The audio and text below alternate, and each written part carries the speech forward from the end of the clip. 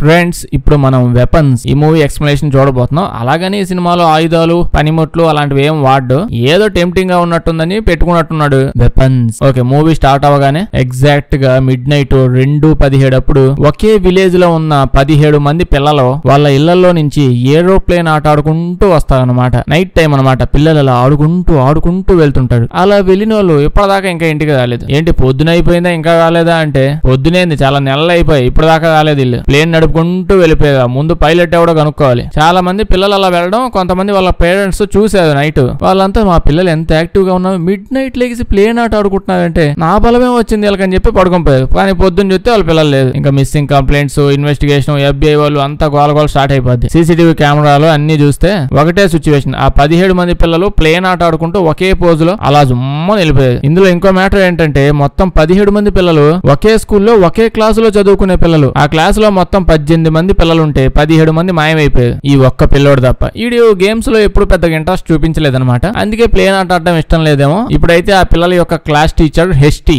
ఈవిడే. సో ఇక్కడ కేసు అటు ఇటు పోయి మాటికి హెస్టీ మేడం దగ్గరికి వస్తున్నది. పోలీసులు హెస్టీ అక్క ఇంట్లో పడి మొత్తం గుల్లగా ఎదుగుతుంటారు. చిన్న క్లూ ఏమైనా దొరుకుతుందేమో అని చెప్పి ఇంకో పక్క బొడ్డ పిల్లని కూడా చెకింగ్ చేస్తుంటారు. అయినా ఏమి తెలియలా. ఇన్వెస్టిగేషన్ స్టార్ట్ అయ్యి 1 నెల అయిపోయింది. ఎప్పటికీ తెలియలా ఏంటి పిల్లలు ఎక్కడికి పోయారు ఏమైందన్న విషయం. అయితే ఇప్పుడు ఈ కథ అంతా ముక్కలు ఉంటదన్నమాట. నేను అతికిస్తాను గానీ ఇందులో ఒక 4-5 మెయిన్ క్యారెక్టర్స్ ఉంటాయి. ఇక్కడ నుంచి కథ అంతా వాళ్ళ పాయింట్ ఆఫ్ వ్యూ లో చెప్తుంటాడు. ఫస్ట్ అయితే మన క్లాస్ టీచర్ అక్క ఉంది కదా, అక్కయ్య సైడ్ నుంచే పోదాం. అక్కయ్య రోజు పొద్దున్నే స్కూల్కి వెళ్ళింది. క్లాస్ టీచర్ కదా, ఫస్ట్ వచ్చి అటెండెన్స్ తీసుకోవాలి. క్లాస్ లో చూస్తే ఒక్కడ తప్ప ఎవడూ లేడు. అక్కయ్య కొల్లు మండి ఇయ్యాల వీళ్ళంతా నా చేతిలో సచ్చేదా అంటది. అప్పుడే అక్కడ ఉన్న వాళ్ళందరికీ ఫస్ట్ డౌట్ వచ్చింది, ఇదే చంపేసిందేమో అని. దాని తర్వాత అక్కయ్య కూడా పిల్లలంతా మిస్ అయిపోయారు అనే విషయం తెలిసిద్ది. పోలీస్ డిపార్ట్మెంట్ వాళ్ళు, FBI వాళ్ళు పరిగెత్తుకుంటూ వచ్చి ఆతంకవాదుని ఎత్తకపోతున్నట్టు ఫాస్ట్ గా తీసుకుని వెళ్ళిపోతుంటారు అక్కయ్యని. అయితే ఒక పక్క కోర్టు కేసులు, పోలీస్ కేసులు, ఇంకో సైడ్ పిల్లల వాళ్ళ మమ్మీ పప్పాలు మధ్యలో అక్కయ్యని పడేసి పిప్పి చేస్తుంటారు. ఈవిడేమో అందరితో ఒకటే వాళ్ళ బాబు నేనేం చేస్తాను, వాళ్ళని ఎత్తకపోయి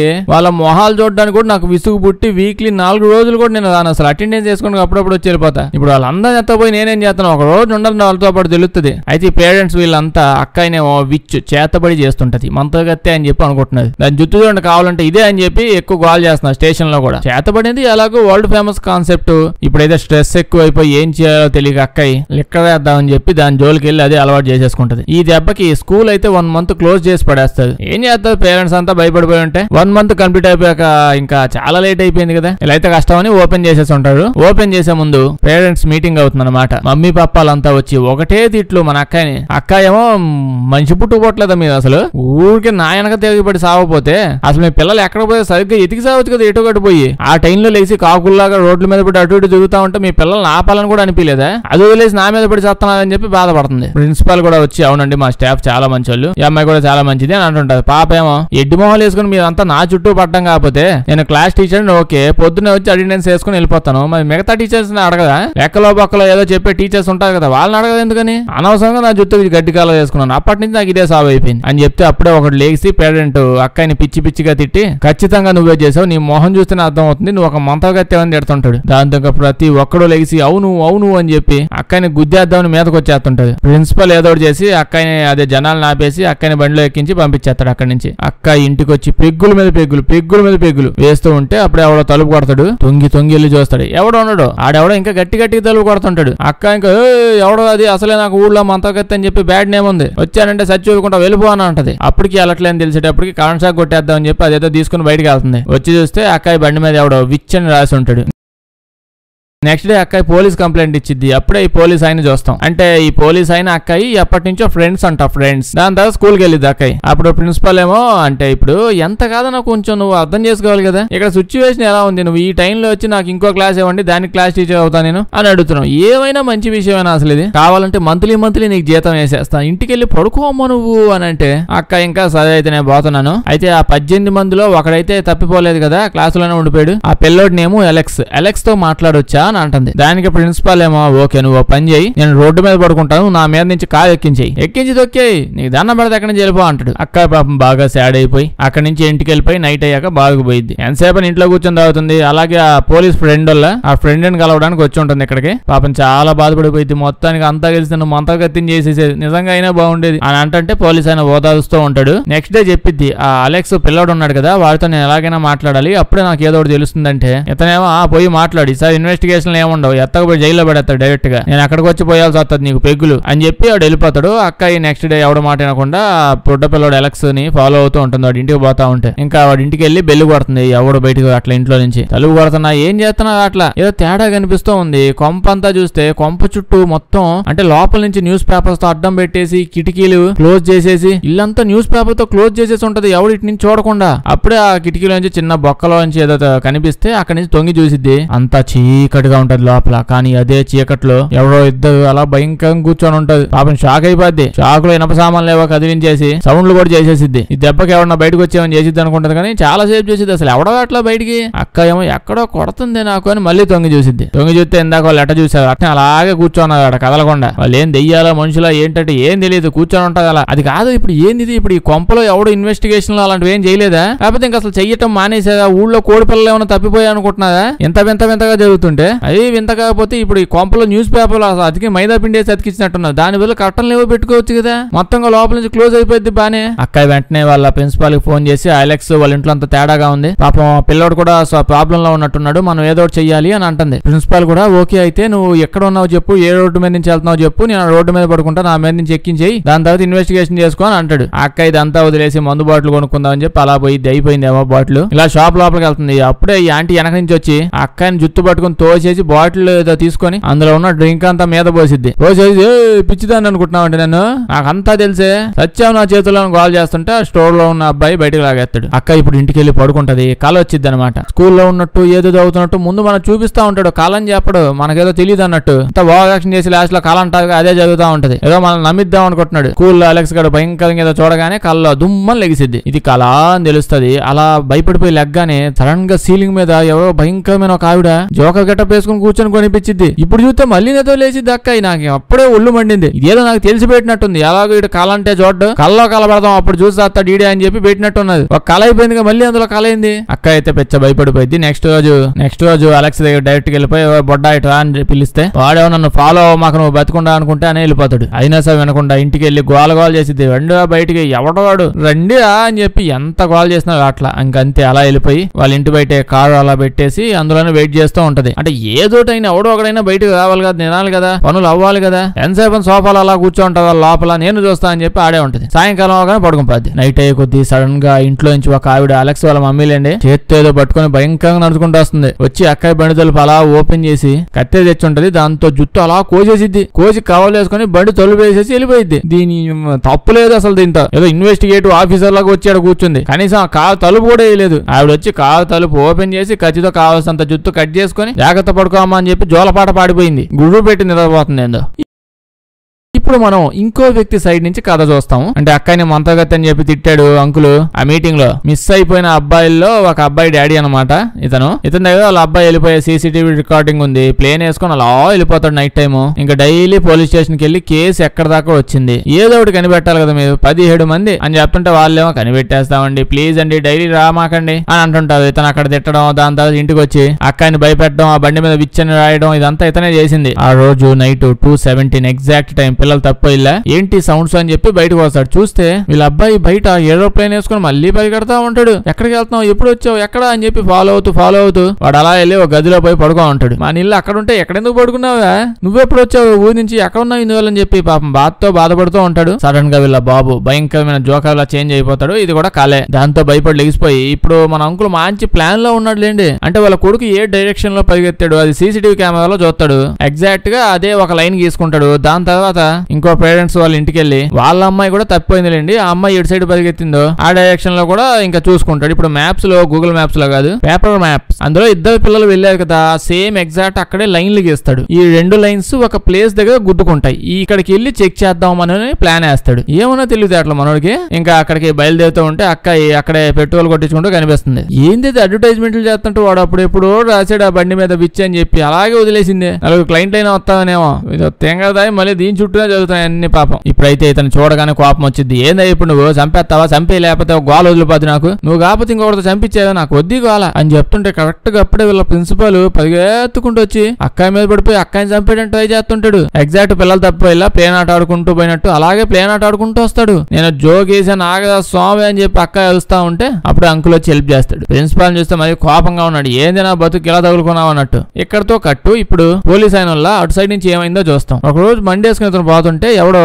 ఇంట్లో తొంగి చూస్తుంటాడు. ఎత్తుకుంటే వెళ్ళాడు, బట్టేసుకుని బేడీలేసి అడుగుతాడు. అమెరికాలో ఎవడిని పట్టుకున్నా ఫస్ట్ అడగాల్సిన క్వశ్చన్ అదే, కత్తుందా తుపాకుందా కాదు, అది సెకండ్ క్వశ్చన్. ఫస్ట్ క్వశ్చన్ నీ దగ్గర మొత్తుందా, అదే మొత్తు పదార్థాలు ఏం లేవు కదా అని అడగాలి. సగం పైగా సగమే అన్ని కేసులు అయ్యా ఉంటాయి. అయ్యో నేను అలాంటి కాదండి, నా మోహన్ చూస్తాను తెలుస్తుంది కదా నేను అలాంటి కాదని అని అంటే పోలీస్ అయినా వాడు జోబులు చూస్తాడు. ఒక జోబులో చెయ్యట్టగానే ఇంజక్షన్ పుల్ల జుమ్మని గుచ్చుకుంటది. ఇటు ఇంజక్షన్ సూది కూడా తీయకుండా అలాగే జోబులో పెట్టుకున్నాడు. మనోడికైతే ఫుల్ గా మండిపోయింది, ఏలు గుచ్చుకుంది కదా, గుండు మీద ఒక గుద్దు కింద పడేస్తాడు అండి. కళ్ళు తిరిగి పడిపోతాడు. కాసేపు నిద్ర లేకపోగా నీకు ఛాన్స్ ఇస్తాను, హ్యాపీగా ఈ ప్లేస్ వదిలేసి ఈ ఊరు వదిలేసి ఇక్కడ నుంచి పారిపో, మళ్ళీ ఇక్కడ కనిపించమాక, నిన్ను కొట్టినట్టు కూడా ఎవరు చెప్పమాక. ఇంకా ఈడు మాత్రం ఏమంటాడు సోపా అని చెప్పి వెళ్ళిపోతాడు. నెక్స్ట్ రోజు పబ్కి వెళ్తాడు అక్కాయిని చూడడానికి. స్టార్టింగ్ లో చూసిల్లా అదే సీన్. దీని తర్వాత ఇంటికి వచ్చి వైఫ్ ని కలుస్తాడు. వైఫ్ ని చూడగానే గుర్తొస్తుంది. అక్కాయిని ఆ షాప్ లోపలికి వచ్చి మందేసి తగలెట్టేద్దాం అనుకుందిగా. ఎందుకనుకుంటున్నారు, ఈవిడికేం పిల్లలు లేదు, వాళ్ళేం తప్పుకోలేదండి. అక్కాయి వీడిని లైన్ లో పడేసుకోవడానికి ట్రై చేస్తుందేమో అని చెప్పి ఈవిడ అనుకుంది, ఈవిడ హస్బెండ్ పోలీస్ ఆయన్ని. అలాంటప్పుడు బాటిల్ తీసుకొని ఈడిని ఎత్తికేసి కొట్టాలి. ఈవిడ దగ్గరికి వస్తే ఏమవుతుంది, ఈడు నిజంగానే ఇట్లాంటి ఏదో పని చేసినా ఆవిడ వదిలేసి వెళ్ళిపోయింది అనుకోండి, ఇప్పుడు మళ్ళీ ఇంకొకటి తగులుకుంటాడు ఎలాగో.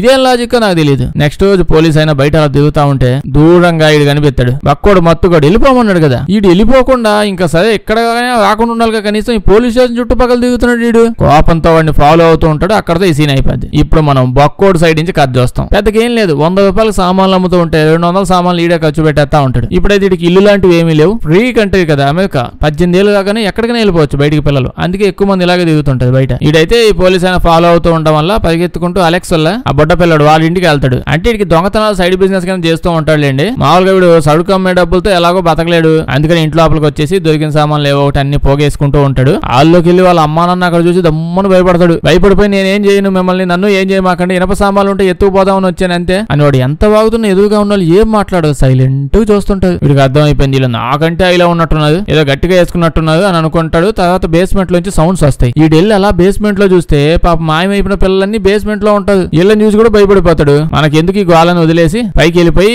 స్పూన్లు గీన్లు అన్ని తీసుకొని అమ్ముకోవాలి కదా డబ్బుల కోసం, సెకండ్ హ్యాండ్ అమ్ముతూ ఉంటాడు. అయితే ఆ పిల్లలు తప్పేదన్న విషయం వీడికి తెలియదు. పొద్దున్న లేకడమే కాగడం, ఇంకా పొద్దున్న లేసి న్యూస్ చూస్తాడు. ఎందుకు ఆ షాప్ లో ఇనప సామాన్లు అమ్ముకుంటే 50 రూపాయలు చేతిలో పెడతాడు. అప్పుడే పక్కన పోస్టర్ ఉంటుంది, అక్కడ $50,000 రివార్డు ఆ పిల్లని కనిపెడితే అని ఉంటది. ఒక్కసారిగా ఊపి వచ్చేసి వీళ్ళకి తెలుసు కదా ఆల్రెడీ బేస్మెంట్ లో ఉన్నదని. ఆ విషయం చెప్పడానికే పోలీస్ స్టేషన్ కి వచ్చి ఉంటాడు. అప్పుడే పోలీస్ ఆయన చూస్తాడు, భయపడిపోయి పారిపోతాడు. వాడు అడ్డా ఆయన అడవిలోకి పోతాడు. అయితే అడవిలో దూరంగా ఒక జోకర్ ఈడినే పిలుస్తూ దగ్గరిదా అని చెప్పి తెగ ట్రై చేస్తుంది. వీడికి పిచ్చ భయం వేసేసి టెంట్ లోపలికి వెళ్ళిపోతాడు. పక్కనే సూదులు పట్టుకుంటాడు, దగ్గరికి వస్తే పొడిచేద్దామని. ఈ దగ్గర సూదులు తప్ప ఇంకేం లేవు. టెంట్ లో వణుకుతూ ఉంటాడు. అది నిజం కాదు అనుకుంటూ అప్పుడే అది ఏదో అలా టెంట్ దగ్గరకు వస్తుంది. సో ఇది నిజమైతే కోసి పడేద్దాం, పొడిచేద్దామని జిప్పు తీసి ఇంజక్షన్ తో దుమ్మని పొడిచేస్తాడు. కానీ చూస్తే వాడు పొడిచింది పాపం మన పోలీస్ ఆయన్ని. పాపం తెక్క లేచిపోయి ఉంటది పోలీసు వాడికి.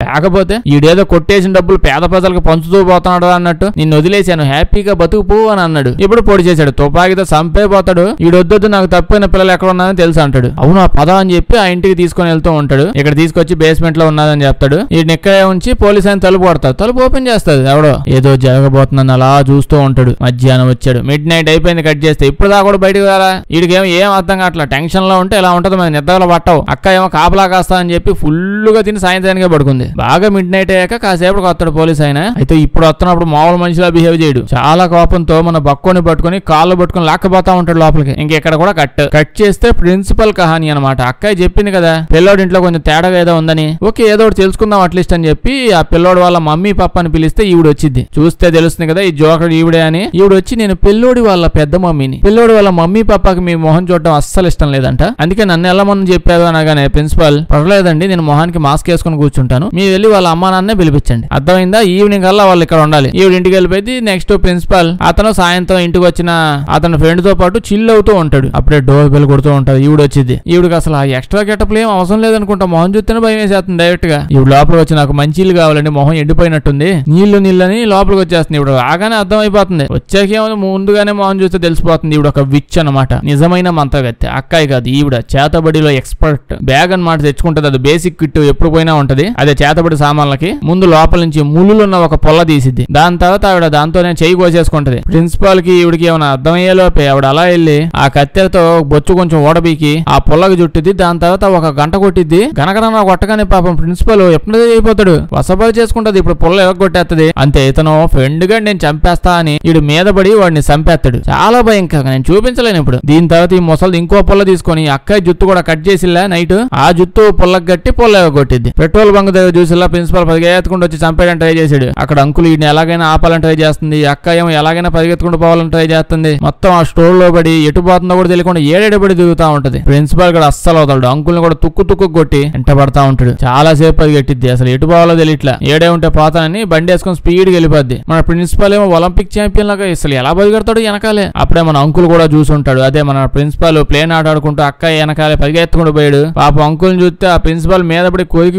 వదిలేసినట్టున్నాడు. తట్టుకోలేక పోరా బాబు నేను అడ్డం పడనని చెప్పి అనగానే అక్క వెనక్కి వెళ్ళిపోయాడు. ప్రిన్సిపాల్ ని ఎలాగైనా పట్టుకుని ఏం జరుగుతుందో తెలుసుకుందామని వెనకే పోతుంటాయి. ఇంకో బండి వచ్చి ప్రిన్సిపాల్ ని గుద్దేస్తుంది. ఇప్పుడు అక్క దగ్గరకు వచ్చి తప్పు నీది కాదని తెలుస్తుంది, అందుకే తలదించుకొని వచ్చాను. కానీ అక్కయ్య అదే కదా బాబు ఇన్ని రోజుల పాటు నేను చెప్తుంది, నా జీవితంలో ఇంత భయంకరంగా నువ్వు ఎప్పుడు చూడలేదు. ఆ ప్రిన్సిపాల్ నా ఎంట పడ్డవేంది అసలు చంపడానికి? ఓకే ప్రిన్సిపాల్ నేను బాగా ఎక్కువగా ఇసిగించానుకో, కానీ ఇంత చంపే అంత లేదే అని అంటే అంకుల్ కూడా నాకు కూడా అలాగే తేడాగా అనిపిస్తుంది. అసలు ఆడి పర్సనాలిటీ వేసుకుని వాడు అంత ఫాస్ట్ గా పరిగెట్టడం చూస్తుంటే ఖచ్చితంగా తేడానే అని చెప్పి ఆ గూగుల్ మ్యాప్స్ అదే పేపర్ మ్యాప్ ఓపెన్ చేసి 2 లైన్లు గీక పెట్టులా అది చూపిస్తాడు ఇక్కడికి వెళ్దామని. అసలు వీడు ఎప్పుడో గీకి పెట్టాడు కదా, ఇన్ని రోజుల పాటు ఎందుకు వెయిట్ చేశాడు అంటే ఎప్పుడో ఏం కాదు, ఇవాళ పొద్దున్నే అది లైన్లు అలా గీకింది. మధ్యలో ఏదో కానీలు చెప్తూ వాడి పదంగా వాడు ఎటు నుంచి గిల్లు ఉంటాడు, ఈడి పదంగా ఈడు ఎటు నుంచి ఎల్లు ఉంటాడు, ఏదో సోదంతా చెప్పి ఇక్కడ దాకా తెచ్చాడు. తల్లని మనోడైతే మ్యాప్ లో పెట్టుకున్నాడు కదా. అప్పుడే అక్క ఈ రెండు కలిసిన ప్లేసు, ఈ కొంప ఏ కొంప అనుకుంటున్నాం, అలెక్స్ గారి కొంప ఇది. ఈ 18వ పిల్లాడు కొంప ఈ ప్లేస్ లోనే కలిసింది. అసలు ఈ పోలీస్ కేసు తీసుకొని ఆ పోలీసులు తానాలి, ఒక గంటలో సాల్వ్ అయ్యే కేసులాగా సాల్వ్ చేసేస్తున్నారు వీళ్ళు. వాళ్ళకి నెలలైనా ఇప్పటిదాకా ఏంది వెళ్ళలేదు. ఇప్పుడు మనం ఎలక్షన్ చూస్తాం, ఈ సైడ్ నుంచి కథ చూస్తున్నామండి ఇప్పుడు. అంటే మొత్తం మీద అసలు ఏమైందో ఇప్పుడు తెలిసిపోయింది.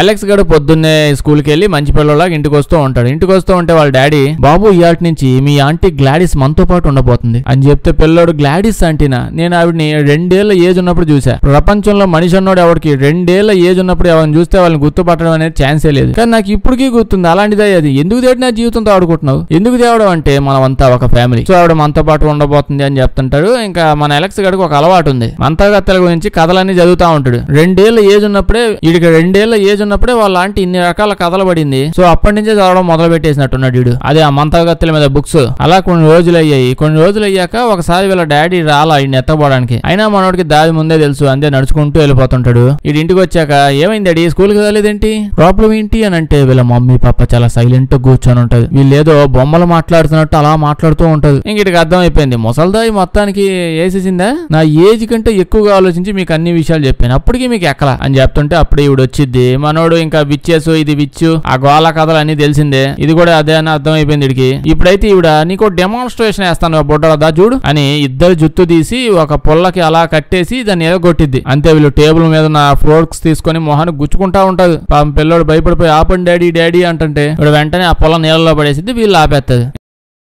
ఇంకా చెప్పిద్ది బొడ్డ ఇప్పటి నుంచి నువ్వు నా కంట్రోల్లో ఉండాలి, అసలు ఈ విషయం బయటకు తెలియకూడదు లేదా వీళ్ళు చంపేస్తావు అని అంటుంది. వీడు ఓకే చెప్తాడు. ఇంకా ఆవిడ సరే అని చెప్పి ఆ చెట్టు దగ్గర కూర్చొని ధ్యానం చేసుకుంటా ఉంటది. ఎప్పుడు అంతా బానే ఉంటది కానీ సడన్ గా ఇవిడ హెల్త్ మొత్తం పాడైపోద్ది. అప్పుడే ఒక ఆఫర్ వస్తుంది, నువ్వు కానీ మీ స్కూల్లో మీ క్లాస్ లో పిల్లలు ఉంటారు కదా, పిల్లలందరికి సంబంధించిన ఏదో ఒక వస్తువు కానీ నాకు తెచ్చిచ్చావనుకో మీ మమ్మీ పాపాని విడిపించేసి నేను ఎక్కడి నుంచి వెళ్ళిపోతా. సింపుల్ డీల్, సింపుల్ గా వెళ్ళి తెచ్చాయంటే ఏమి చేద్దాం పిల్లలందరివి అని చెప్పి ఆలోచిస్తూ ఉంటాడు. పెన్సిల్ రబ్బర్ వాళ్ళకి సంబంధించిన బాక్సులు కూడా ఇందులో పెడుతూ ఆ బయట ఉంటది. ఇలా బాక్స్ నుంచి ఒక్కో సామాన్ ఎత్తకపోతే అయిపోయింది కదా అని అనుకుంటే అప్పుడు ఈ ప్రపంచం నన్ను ఒక దొంగ అనుకుంటుంది. అలా అవడం నాకు ఇష్టం లేదు. తెలివిగా ఆలోచిద్దామని వాళ్ళ బాక్సుల మీద అందరు నేమ్స్ అంటించుకుంటారు కదా, కాగితం స్టిక్కర్లు అవేవో, ఆ కాగితాలన్నీ తీసుకుని వెళ్ళిపోతాడు. సో వీడు ఇలాంటివి చేస్తే ఏ కామెడీని అనుకుంటారు కదా, దొంగ అనుకోదు. మనోడు బాగా తెలివైనడు, తెలివిగా చేస్తాడు. అంతా స్టిక్కర్లన్నీ ఓడబీకి ఎత్తపోయి మొసలదానికి ఎత్తాడు. అందరికి సంబంధించిన ఒక్క వస్తువు తెచ్చా వాడుకో అని చెప్తాడు. ఇంకా ఆవిడ అన్ని తీసుకుంటది, గంట కొడుతుంది. గంట కొట్టగానే ప్రాసెస్ స్టార్ట్ అయింది. మిడ్ నైట్ టైంలో పిల్లలంతా ప్లేన్ ఆట ఆడుకుంటూ వాళ్ళ ఇల్లు కొంపలో వదిలేసి ఫస్ట్ సీన్ వల్ల సేమ్ అదే సీన్ ఇక్కడికి వచ్చేసి ఉంటది వీళ్ళ ఇంటికి. అయితే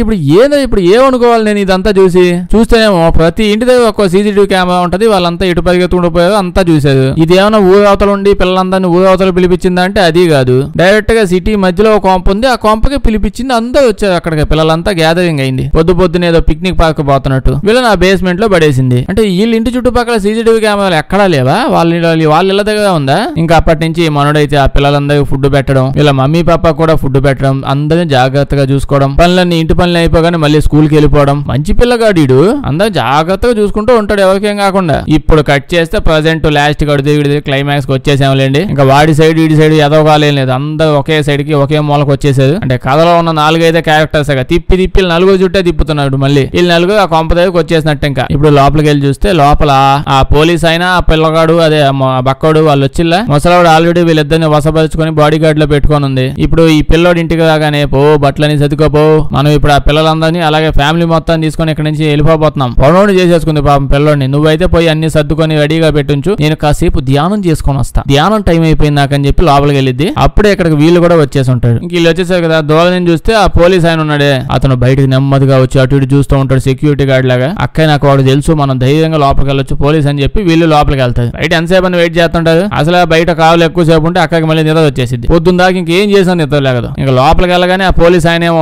అక్కయ్య ఎంట పడతాడు. బక్కోడేమో అదే మొత్తు పదార్థాలు ఈ డీలర్ గాడు అంకుల్ వెనకాల పడతాడు. పోలీస్ ఆయన ఓకే మంచి కట్టుదిట్టమైన బాడీ వేసుకొని ఉన్నాడు కాబట్టి అక్కయ్య ఎంట పడుతుంటాడు. అక్కయ్య భయపడిపోయి పారిపోతా ఉంటది. కానీ ఆ బక్కోడు ఏం చేసినా మన అంకుల్ని ఆడ ఆపగలడు. ఆ పర్సనాలిటీ ఏంటి ఆపలేకపోతాడు. అంకుల్ వాడిని గుద్ది వదిలేస్తాడు. మామూలుగానే పోయేలా ఉన్నాడు పాపం. అక్కయ్య వీడితో ఆగుదారన్న మర్చిపోయావంటదా, మొన్నేమో నీ పిల్ల నన్ను కింద పడేసి తొక్కి వదిలేసింది, ఇప్పుడు నువ్వు కూడా నన్ను చంపేయడానికి వచ్చేసావా, వద్దు మాట్లాడుకుందామని చెప్పి ఎంత బతిమలాడిని అస్సలు విండు. డైరెక్ట్ గా వచ్చేసి పేగ పట్టుకుని పిసికేస్తా ఉంటాడు. దాని తర్వాత ఏం చేయాలో అర్థం కాక ఒక సీన్ పెడతాడులేండి. సీన్ అయితే నేను చూపిలేండి మీకు. ఉల్లిపాయలు తొదుముతుల్లా దాన్ని తీసుకుని వాడు బొగ్గ తొదిమేసిద్ది, ఫేస్ చెక్కేసిద్దండి. నేను మాత్రం అది చూపించలేను. అంటే పీలికలు ఎప్పుడు చూపించకూడదు. అప్పటికే వాడు ఎటు కదలట్లా, ఇవన్నీ వాడికి ఇప్పుడు లెక్కలేవు. ఆ ముసలాడు వసంలో ఉన్నాడు కదా, అందుకే వాడి దగ్గర పోలీసు దగ్గర తుపాకు ఉంది. అది చూసిద్ది, ఇంకా తుపాకి తీసుకుని కాల్చి చంపేసిద్ది పాపం. ఇంకో పక్క వీళ్ళ ఫైట్ చూస్తే ఓకే మన అంకుల్ బాగా గట్టిగా ఫైట్ చేస్తాడు. బక్కోడి బాడీలో ఉన్న బొక్కలన్నీ ఎగొట్టేస్తాడు. కానీ వాడేమో డౌన్ అవడం లేదే, వాడు వసంలో ఉన్నాడు, మంతగత్తె వశం. ఇంకో పక్క అంకులేమో తన్ని